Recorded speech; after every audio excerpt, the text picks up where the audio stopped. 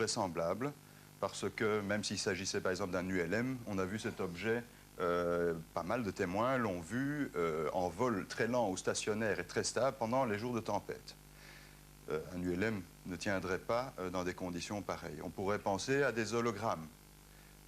Mais pour faire de l'holographie de ce type-là, il faudrait des sources lumineuses qui impliqueraient une dépense en énergie incroyable et une précision dans l'ajustement des appareils permettant de faire circuler l'objet à peu près inconcevable dans l'état actuel de l'holographie en laboratoire.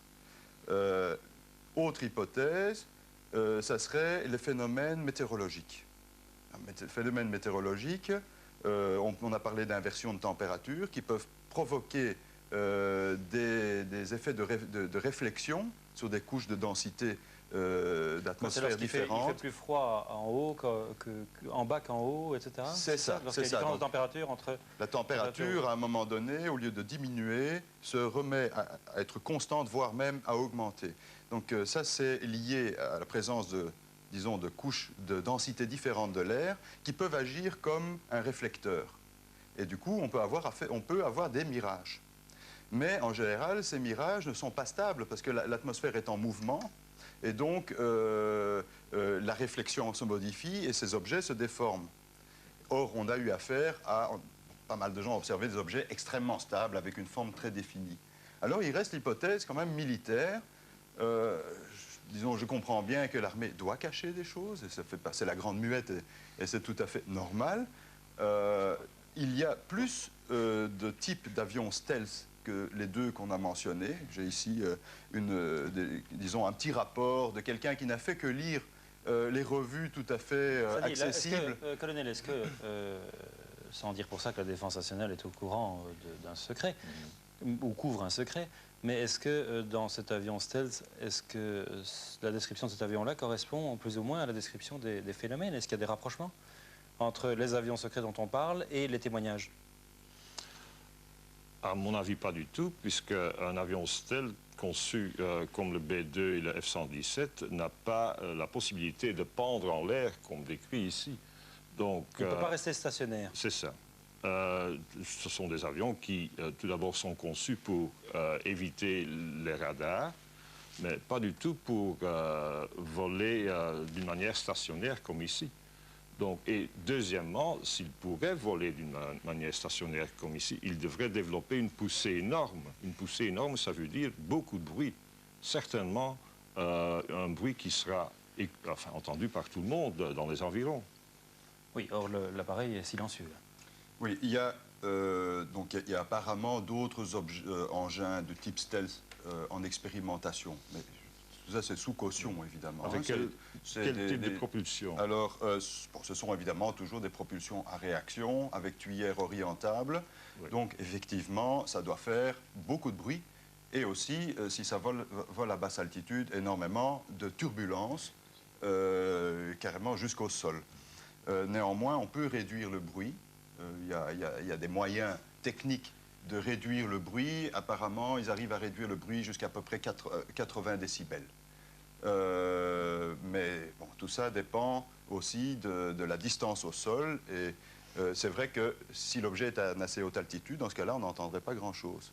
Mais les observations étaient faites aussi assez souvent, effectivement, près du sol. Là, ça aurait dû provoquer du bruit, du vent, et des témoins proches auraient été affectés par ça.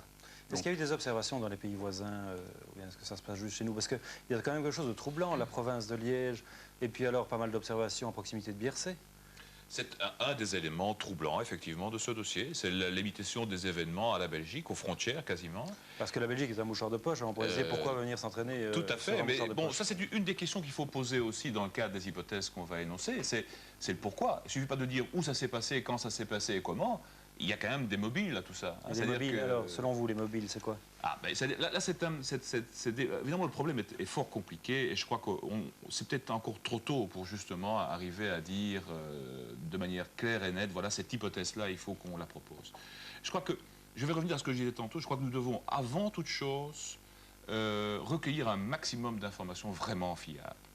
M. Losberg a critiqué, et je crois que c'était légitime, finalement, le témoignage humain, et chacun sait ce qu'il vaut. Mais par contre, on peut malgré tout, dans un ensemble de témoignages humains, retrouver suffisamment de constantes pour dire, voilà, là, il y a des choses solides, il y a des faits solides. Mais je crois que nous devons, dans les semaines qui viennent, absolument rendre fiables, et ça c'est l'objectif prioritaire de la SOBEPS, les informations concernant ces objets. Il faut absolument qu'on puisse disposer de renseignements, si possible, autres que ceux de la simple observation visuelle. Monsieur Losberg. Simple petite remarque, tout à fait d'accord avec le discours qu'on vient d'entendre. Je souligne la prudence extrême du président de la SOBEPS. Il est sur le terrain, c'est un phénomène très compliqué. Et je voulais simplement faire la comparaison avec une certaine littérature, à succès d'ailleurs, avec certaines émissions il y a quelques années, pour ne pas citer Jean-Claude Bourret et des gens comme ça qui ont fait une petite fortune avec les ovnis, hein, mais je le cite quand même. Et je remarque qu'on est toujours en retrait. Et je rappelle qu'on a des masses d'informations depuis 1947. Hein. Il y a eu des vagues d'ovnis, dont une, paraît-il, en Amérique qui ressemblait pas mal à la nôtre. Simplement ça que je voulais remarquer. Oui, mais c'est vrai, et en même temps, c'est quand même fort incomplet, parce que je crois que, encore une fois, vis-à-vis de ce phénomène ovni, il y a toujours eu des attitudes tout à fait marginales. C'est-à-dire, ou bien c'était le refus systématique et a priori, en disant, bon, ça ne peut pas exister, donc ça n'existe pas, c'est aussi clair que ça. Et d'autres qui sont des bénis oui-oui, si vous voulez, et qui ont pris vraiment pour argent comptant tout ce qu'on pouvait leur raconter. Et qui sont vraiment des croyants aux ovnis à ce moment-là. Bon. Je crois que l'attitude de la SOBEPS, évidemment, elle est difficile à tenir, c'est de naviguer entre tout ça et de réagir en scientifique, comme l'a dit M. Brennick, c'est-à-dire de se dire, voilà, il y a un événement qui se déroule, il y a un fait, c'est le fait expérimental. Ce fait, il faut que nous l'enregistrions le plus fidèlement possible, et puis seulement après, l'analyser, le critiquer, et puis essayer d'interpréter. Et je dirais qu'au stade actuel, nous sommes seulement en train de recueillir, en fait, les informations.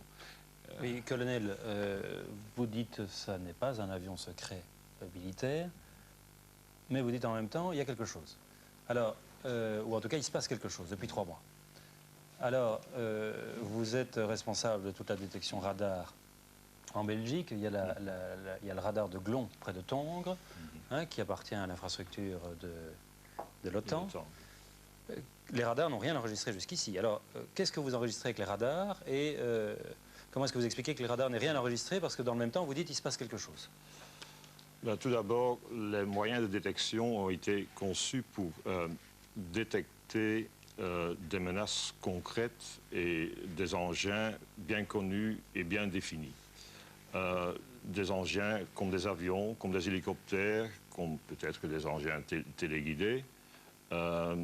Et c'est là-dessus qu'on base donc les possibilités des radars sol, les radars de détection.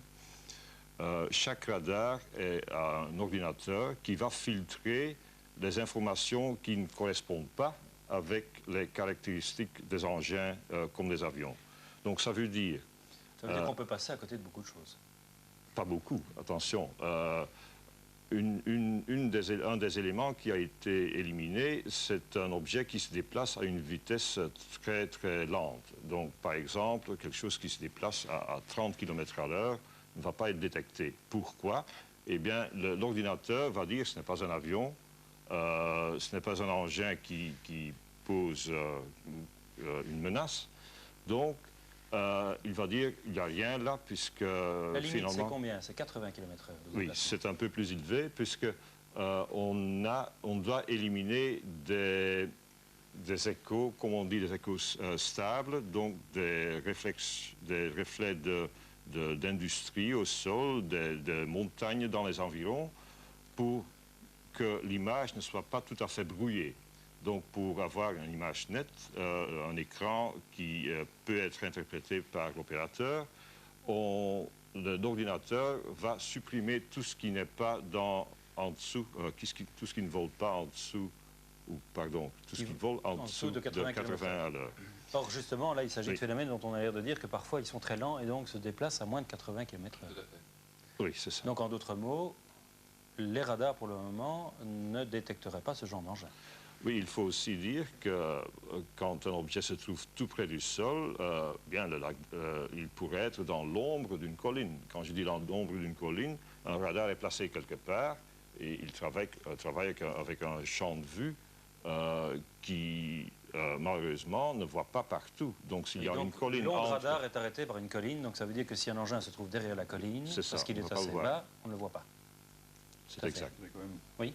préciser qu'en fait, le radar voit l'objet qui évolue lentement, comme vous l'avez dit, Oui. mais c'est le programme d'ordinateur qui rejette C'est ça. un certain nombre de données, mais qu'on pourrait peut-être retrouver sur des listings qui n'ont pas été traités par le logiciel. Attention, on peut en effet aller voir dans le listing, mais le listing ne va pas enregistrer des échos qui ont été filtrés par l'ordinateur. Monsieur Losberg. Oui, tout ça paraît très logique quelque part, parce qu'il s'agisse d'un prototype militaire ou d'un prototype civil, par définition, on ne le connaît pas. Hein, on expérimente quelque chose qu'on ne connaît pas. S'il s'agit d'un engin extraterrestre, encore, a fortiori, on ne le connaît pas.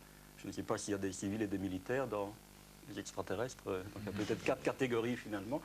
Mais ça me fait penser à l'histoire de James Bond, si vous voulez, espionnage contre espionnage. Quelqu'un met au point une nouvelle technique et le temps que le service de surveillance et de contre-espionnage adapte sa technique, il s'écoule un temps. S'il s'agit d'un prototype que vous ne connaissez pas, c'est tout à fait normal qu'il faudra adapter vos processus de détection, hein, à un nouveau type de Mais phénomène. enfin, le colonel pourrait au moins être au courant. C'est pas dit, hein. On n'a rien à cacher, ça je peux le dire. Non, mais on vous cache de notre peut-être côté. quelque chose. Non, enfin, Vous non. ne dites pas qu'il n'y a pas de secret militaire quand même. Ça je n'ai pas dit, mais dans ce domaine-là, comment est-ce qu'on pourrait concevoir un système sans source d'énergie connue? Puisque, à notre niveau, il est impossible, avec les systèmes de propulsion actuels, à rester en l'air sans faire du bruit, par exemple, comme décrit par M. Brunet. Est-ce que la SOBEPS est satisfaite pour le moment de la collaboration des forces armées? Comment ça se passe là? Est-ce que vous avez décidé d'aider la SOBEPS? C'est-à-dire que nous avons introduit il y a quelques semaines une demande très précise au ministre Com, c'est-à-dire de pouvoir avoir accès au moins aux renseignements que l'ordinateur accepte. Nous savons qu'il en a injecté toute une série, mais il en a au moins gardé quelques-unes. Et effectivement, nous avons reçu une réponse très positive, et le ministre l'a encore rappelé vendredi dernier, en disant qu'il nous laissait accès à ces renseignements qui sont au moins disponibles et qui nous permettraient de vérifier, en tout cas pour un certain nombre d'événements très localisés à la fois dans le temps et dans l'espace, quels étaient les appareils, tant civils que militaires, qui pouvaient être en l'air à ce moment-là. Tout ce que l'ordinateur a effectivement enregistré, nous le connaîtrons. Donc ça, c'est au moins la forme de collaboration qui est... Jusqu'ici, l'ordinateur n'a rien enregistré. Les radars n'ont rien enregistré. Bien, ce qu'on peut dire, on n'a pas trouvé de corrélation entre les observations sol et des observations radar. Ce qu'on a fait à un certain moment, on a coupé donc le système de filtre, donc l'ordinateur peut laisser passer tout ce qui entre dans le système, et à ce moment-là, l'opérateur a une image plus ou moins brouillée, mais il va voir beaucoup de choses là-dessus, et il va peut-être voir de temps en temps des échos qui pourraient être corrélés avec ce phénomène-ci. C'est ce que d'ailleurs qui s'est passé au début, au mois de décembre.